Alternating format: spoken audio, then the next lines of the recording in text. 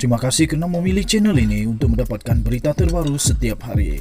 Bagi anda yang pertama kali berada dalam channel ini, sila pertimbangkan untuk tekan butang like, subscribe dan komen video ini untuk penambahbaikan pada video akan datang.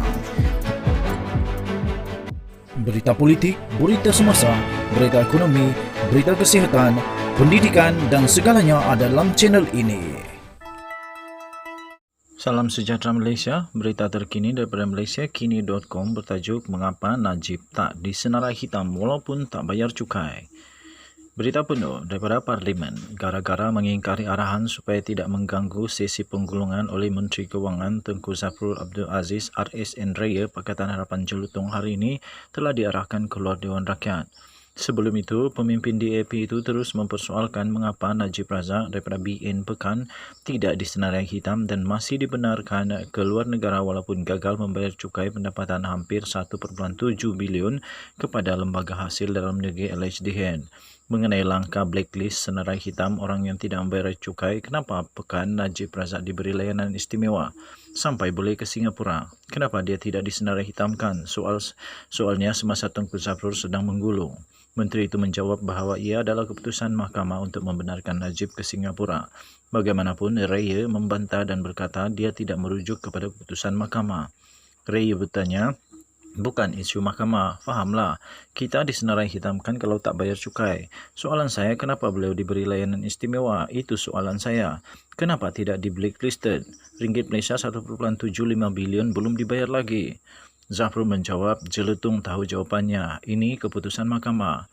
Raya berkata lagi, bukan keputusan mahkamah. Menteri tahu bahawa kalau tak bayar cukai, beliau akan secara automatik disenarai hitamkan. Banyak rakan-rakan saya yang merupakan peguam pernah disenarai hitamkan di lapangan terbang antarabangsa ataupun mana-mana tempat untuk keluar negara. Kenapa Pekan tidak disenarai hitamkan? Isu itu isu mahkamah. Bicara lain, tapi bila tidak bayar ... Hujar Raya kemudian diganggu oleh beberapa penyokong kerajaan seperti Abdul Aziz Abdul Rahim dari BN Baling dan Ahmad Fadli Syarif PAS Pasir Mas. Mereka mendakwa ia sebagai isu mahkamah dan menggesa timbalan Speaker Rashid Hasnun supaya tidak membiarkan perkara itu meleret serta mensia-siakan lagi masa yang diperuntukkan menteri untuk membuat penggulungan. Raya seterusnya menegaskan bahawa dia menyoal tentang perkara yang berbeza dan mengulangi soalan awalnya tentang mengapa Najib diberi layanan istimewa dan tidak disenarai hitamkan seperti orang lain kerana tidak membayar cukai mereka. Katanya, mengembalikan pasport adalah perkara lain. Blacklisting someone for not paying adalah isu lain.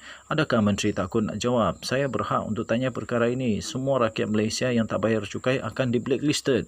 Kenapa Pekan dapat layanan istimewa? Soalnya tanpa mahu mengalah walaupun diarahkan supaya duduk dan berhenti mengganggu perbahasan Zarul.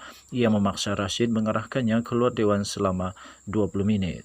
Katanya, saya sudah cakap tadi. Saya minta bentara Iring Jelutong keluar rehat di luar selama 20 minit. Saya minta maaf. Bentara sila Iring Jelutong keluar. Terima kasih Jelutong, kata Rashid.